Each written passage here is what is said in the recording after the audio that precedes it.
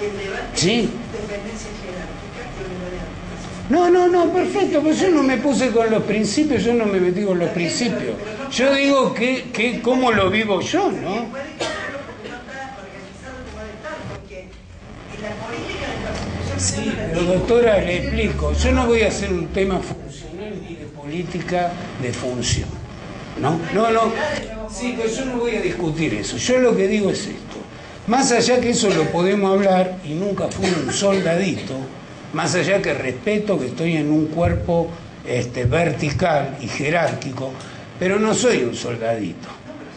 Y si yo sé que ese delito no es así, no es así.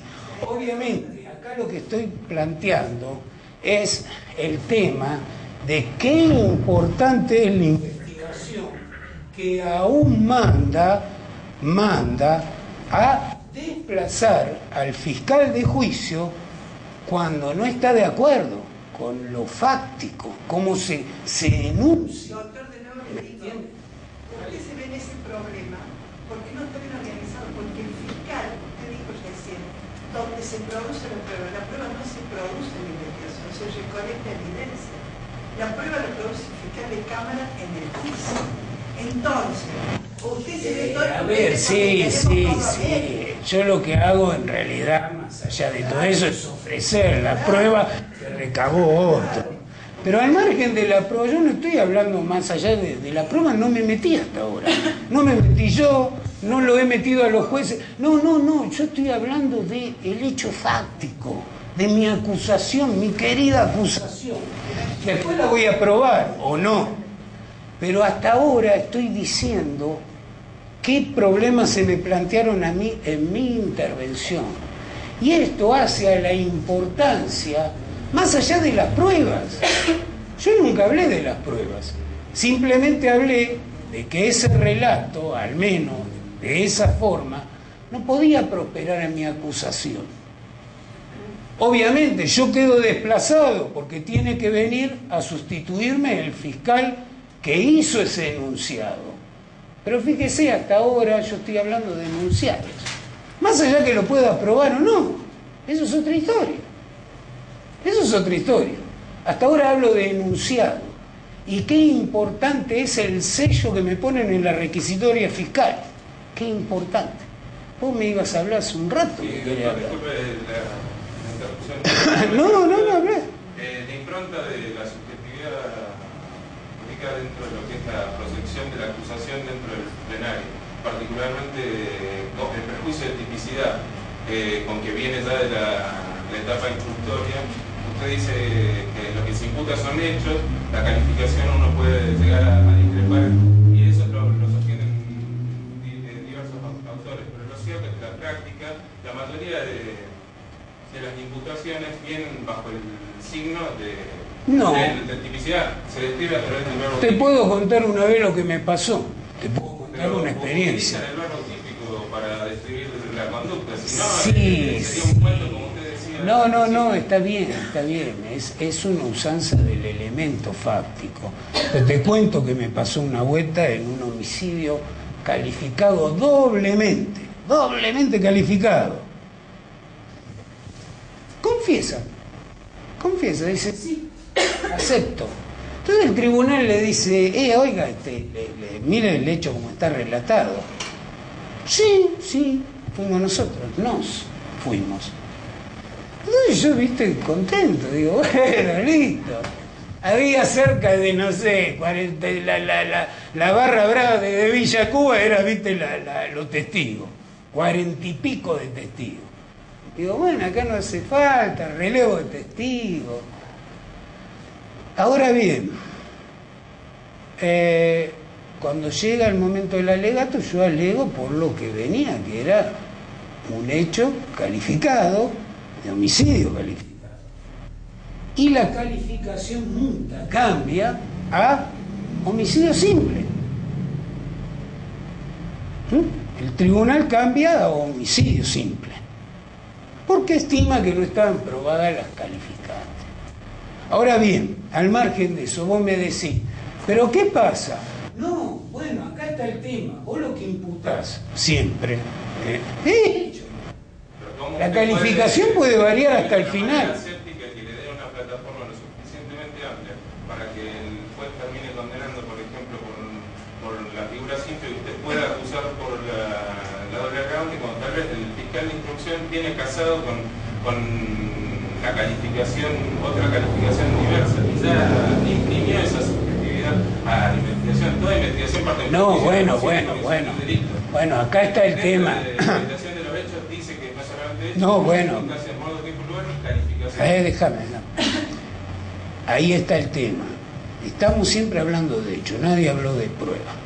Si vos me planteás el hecho como un hecho imprudente, cuando el hecho es doloso, obviamente que yo ya de entrada veo que hay algo. Vos no me estás dando lugar a mí. Una vuelta, por ejemplo, me pasó en un caso de un doloso, ¿no?, que se le aplica una violación seguida de muerte. Y yo, por anuncio periodístico, no vi la causa, estaba viendo que para mí era un crimen de causa, más todos hablaban de crimen de causa. No hablo del fiscal. Mirá, no es crimen de causa. No, Rubén, ya te vas a dar cuenta y me vas a dar la razón. Le dije, en el enunciado, ¿me lo estás dejando abierto? ¿Con apertura? No, sí, yo te lo dejo con apertura, vos cambiás lo que quieras. Llegó a juicio y de hecho era lo que él decía. Y sí, las pruebas daban a lo que él decía. Y eran las pruebas médicas, y es más, yo lo reafirmo con los testimonios de los médicos. Y él tenía razón. Pero siempre hablamos sobre el hecho. Ahora hay algo que yo no lo voy a admitir nunca. Ojo, ya me hizo la Corte sonar varias veces en casación. Pero hay algo que yo no lo admito. Es justamente las categorías intermedias cuando vos no podés probar el dolo. En eso sí que no estoy de acuerdo. ¿A qué voy? Si vamos a un juicio doloso, por homicidio doloso, defensa, acusación, todo el mundo trabajó sobre el doloso. Y llegamos al fallo de que no, hubo homicidio imprudente. No interesa la pena, ni lo que vos digas. Simplemente yo digo que la congruencia del hecho, y ahí vamos a tocar otro tema, la palabrita mágica, la congruencia, que es toda una historia eso.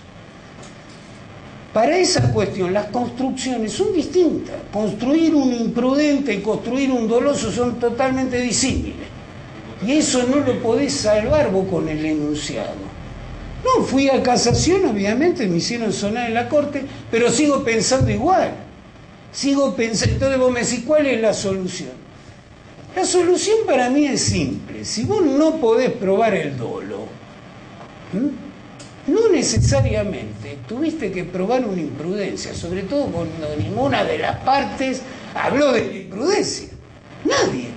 Ni el defensor, ni yo, ni... Entonces, ¿qué sucede?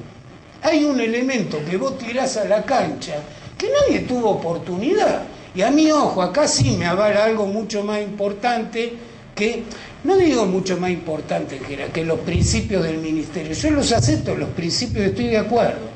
La unidad, jerarquía. Pero hay algo mucho más importante que me da vida a mí, que es el principio acusatorio, que viene del 60, 115, de la Constitución y demás pactos internacionales. Eso me da vida a mí. Y acá me siento violado por el principio, no yo. Y el otro se sentirá también violado en lo suyo, ¿viste? Porque, ojo, él pierde también. Más allá que se fue con una sonrisa así, pierde el defensor. Vos me decís, ¿por qué pierde el defensor? Porque yo te digo la verdad. Si vos a mí no me podés probar el dolo, tenés que absolver, y listo. Él se fue contento, porque obviamente, antes de irse con 15 años, se va con 5, claro, está bueno, ¿no? Pero en realidad pierde también. Ojo, en el cambio de calificación está probado que la Corte afirma que el tribunal puede cambiar y puede irse a la categoría intermedia, por falta de que se pueda determinar el dolo.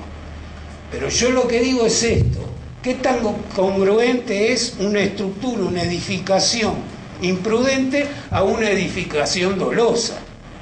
Es lo que digo yo. Y podemos decir el tema de, bueno, ya después cualquier cosa hablaremos 2 o 3 palabras de esto de la congruencia, ¿sí? No sé, están No, ya una cortando. pregunta simplemente. Cuando usted habla en el artículo 73 que se cuestiona o plantea desacuerdo con el fiscal de la investigación preliminar, Sí. ¿se tiene que correrse o se tiene que desplazar? ¿Significa que se debe dividir en la próxima? ¿Qué significa esa expresión? Bueno, que tengo que dejarle el lugar a él. Si me hace lugar el tribunal Sí. a la hipótesis esta del desacuerdo fundamental, Sí. siempre hablando de formas, Sí, pues sí. el tribunal no va a entender ni de prueba ni de calificaciones. No, si me hace lugar yo me corro y viene el fiscal de instrucción a hacerse cargo de la manutención de la acción pública. Yo me desplazo. Pero el tribunal me tiene que dar la venia ante el pedido, ¿no? Para ese proceso. Para ese proceso, y a la vez se informa a la Fiscalía General de que a través de la presentación de tal y cual postulado de la ley, el tribunal hizo lugar. Y bueno, y ahí mandan al fiscal, y viene el fiscal a hacerse cargo. En la práctica eso nunca ha sucedido. En la práctica, el fiscal de Cámara llama al fiscal de instrucción para que colabore con él, pero en la práctica todavía no ha sucedido que el fiscal de Cámara... Sí, no. En la práctica eso no ha sucedido. Por supuesto que puede llegar a darse, pero en la práctica no ha sucedido porque los fiscales de Cámara todavía siguen, consideran que pueden cumplir su misión y piden simplemente la colaboración de agentes del sector de investigación. Y cuando evalué eso de plantear la nulidad por el desacuerdo, yo iba a presentar el desacuerdo, pero entendí que no, que dogmáticamente él no podía, no se puede porque hay más de un hecho. O sea, es indefendible acusar con un hecho, Está bien, él a mí me trajo jurisprudencia de determinados tribunales donde él se fundaba, pero aún así a mí me parecía que los hechos eran 2, no era 1. Y la víctima, así fue el tema. Por eso hice la nulidad. Pero después no, generalmente nunca hice eso de bueno. El ejemplo que diste vos recién del delito doloso, que vos decís que la corte te baja y vos ahí pensando que yo te... No son las 2 casaciones que hice. Yo estoy de acuerdo. Fueron por culposo y a mí nadie habló de eso, ¿viste? Bueno, yo estoy de acuerdo con tu postura. Y en el simulacro del juicio por jurado se hace ese mismo planteo. El juez le dice que puede ir por imprudencia y el fiscal le dice en ningún momento se planteó. Acá se planteó la culpa del dolo, a lo sumo la atenuante como una legítima defensa o la absolución, pero en ningún momento fuimos al campo de la imprudencia. Es más, nunca se imputó, ni se acusó, ni se defendió porque o sea, el campo de batalla fue eso, el delito doloso y probar el dolo. El fiscal se opuso al tribunal, era juez técnico, y no le permitió, y el jurado tuvo que ir a deliberar sobre justo lo que vos estás planteando. Por supuesto. Y está la postura que va a decir. Él, al menos lo que a mí me pasó, que fueron las únicas, yo casé muy poco, de hecho las 2 veces que casé por eso. No soy de andar cazando penas ni montos, pero me parece que el tema de la pena es algo que es muy del tribunal, ¿no? Pero sí una estructura. Y eso iba a que el principio acusatorio a mí me respalda la Constitución, que me dice, vos podés acusar por eso, así como está el principio de inocencia, vos te podés defender por esto. Ahora vos me decís, bueno, no, pero esto benefició, la Corte me dice eso, en otras palabras, ante un beneficio no podemos agravar. Pero yo en sí me pongo a pensar, y yo lo que planteé en mi casación no fue el beneficio al imputado, fue simplemente decir que había un problema de congruencia en cuanto a las estructuras y que podía haberse beneficiado mucho más el imputado con la absolución. Si no pudo el tribunal probar el dolo que yo tanto jorobo, bueno, se absuelve. Pero ¿por qué una imprudencia de nadie le habló? El defensor me miraba con... Pero al margen de eso, yo creo que hay dos principios que están vulnerados. La acusación que nunca acusó y el defensor, el de inocencia, que nunca se defendió de eso. Porque, ojo, se podía haber defendido incluso en una alternativa, en un hecho diverso. Ponerle en un hecho diverso de mayor a menor, ¿no? En un hecho diverso que nos vamos al imprudente y se plantea como alternativa. Él puede al menos defenderse en el diverso de uno u otro, ¿sí? Pero acá ni eso se planteó. Por eso él tampoco se defendió. Y había obviamente para mí, así como se sortea el principio acusatorio, que no acusó por eso, también se está sorteando el de defensa, que nunca se defendió y podía haber salido absuelto. ¿Por qué no? Si no se probó el dolo, ese es el punto. Y ahí está claro el principio de la objetividad. No, obviamente que ahí sí. Por eso íbamos al principio que hablaba yo. Sigue la Fiscalía con un problema existencial. Somos parte, somos representantes de una generalidad de intereses. ¿Qué somos? ¿Por qué? Y porque a veces a mí me joró, a mí me pasó un caso de ese juicio complejo, que el abogado, el abogado era testigo, pero a la vez que empezó siendo defensor, después fue testigo, eran dos, ¿no? Eran dos abogados. Resulta que se enoja y dice, no, porque, y el fiscal pudo haber dicho esto, dice. Me dice que me sancionen, le pide a los jueces. Sanciónenlo porque el tipo no cumplió con las funciones de fiscal. A mí me malé, pero mal. Los jueces agarraron y dijeron, bueno, te corro vista, arréglatela. Y bueno, me pasé un fin de semana, primero en bruto decía un montón de barbaridades, después vas afinando, ¿viste? Vas afinando por una cuestión. Y lo que digo yo es eso, ser objetivo en este sistema no es un tema de parcialidad o imparcialidad que le piden al juez. Ser objetivo es medianamente no jorobar al imputado si no tenés la imputación más la responsabilidad probatoria sobre esa imputación, que es la acusación, no jorobar más de eso. Y tampoco, obviamente, irme al otro extremo de ya no defender mi pequeña parcialidad, que es esta. ¿Por qué mi pequeño mundo parcial? La objetividad, ojo, no es un problema del sistema argentino, ¿no? La Convención de La Habana del año 91 sobre el combate a la delincuencia trae un anexo que se llaman directrices para los procuradores o fiscales procuradores de todo el mundo. Y en el parágrafo 12º habla de la objetividad del fiscal o del procurador, que es aquel que está investigando. Y la objetividad es, por un lado, cuidar de los intereses de la víctima y por otro lado, cuidar de los intereses del acusado, que no sea más grave o más vituperado por lo que hace a la acusación, y guardar de que no sea más, ¿cómo se podría decir?, mancillado, que por lo que se llama, no exponerlo, no, pero es un principio de objetividad, búsquenlo.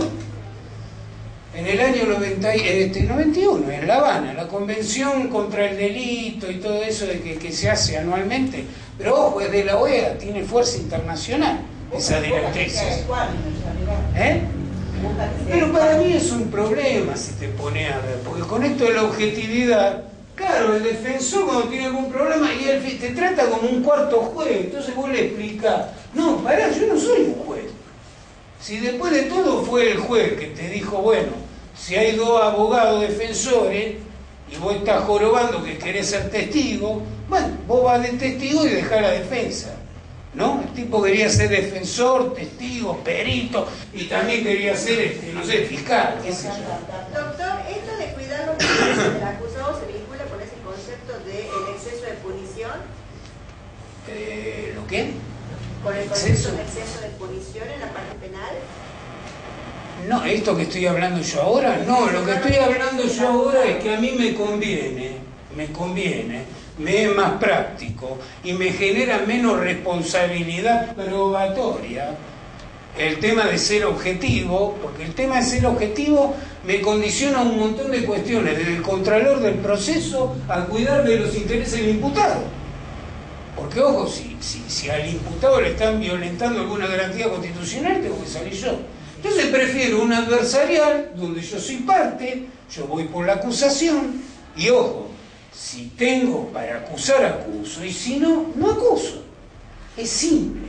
Pero, ojo, ya hago a los intereses de una parcialidad. Porque de esta forma, lo que a mí me genera es una duda existencial. ¿Yo qué soy? ¿Soy parte cuando soy acusador? ¿O en realidad estoy en representación de todos los intereses sociales, de la víctima, del imputado, del juez, del defensor, y del tipo que pegó un grito y dijo ¡ah! Y se fue? De todo. No, no es así. No, sí, doctor, porque usted no se olvide que el imputado es un ciudadano. Me parece perfecto, pero a lo que voy yo es esto, o al menos cuando fui a las convenciones del sistema adversarial, que venían del INESI, del CEJA y todo eso, bueno, tuve oportunidad de hablar con algunos fiscales de Chile, y ellos me decían que sí, ellos van a la acusación a ultranza, sí o sí a morir, o ¿cómo es? Vencer o morir.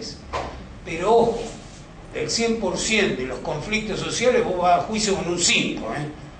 El resto lo solucionás por medio alternativo, arbitraje, abreviado. Ojo, también le cuestan el puesto si pierde. Yo hablé una vez en Santiago, me acuerdo, y él me dijo un homicidio que lo venía preparando, pero años. Y el tipo se jugaba todo a morir. Y lo perdió, allá los defensores son muy buenos, defensores oficiales. Lo que pasa es que se judicializa todo tampoco, o sea... No, lo que te voy a decir, vos sos... la puerta y no vos te pongas en el Claro, pero a esto voy yo. Si sos acusador a ultranza, lo hago por un 5%. Que sé que sí, que tengo que ganar o me voy, me dedico a otra cosa. ¿Pero por qué? Porque tengo pruebas, porque sé que él lo mató, porque sé que... ¿Me entendés? Son delitos capitales, esos son los que bajo. Y el resto se trata de solucionar. Por tercera vía, qué sé yo, si el tipo robó, bueno, devolverle, no sé, hasta aplicarle la Biblia. 7 veces lo que robaste, pagale. Bueno, si me lo da como pena, lo pago. El nuevo código penal... Salgo a robar de vuelta. ¿Cómo? Que el nuevo código, los proyectos de desarrollo son todos medios alternativos, así que no sé qué vamos a hacer con ustedes. ¿Yo? Y me jubilo. O me hago defensor. Yo me hago defensor. Y me lleno de guita. ¿No? Yo comparto eso. Y ahí hablo, ¿viste? Lo fiscal y el juez, ¿viste?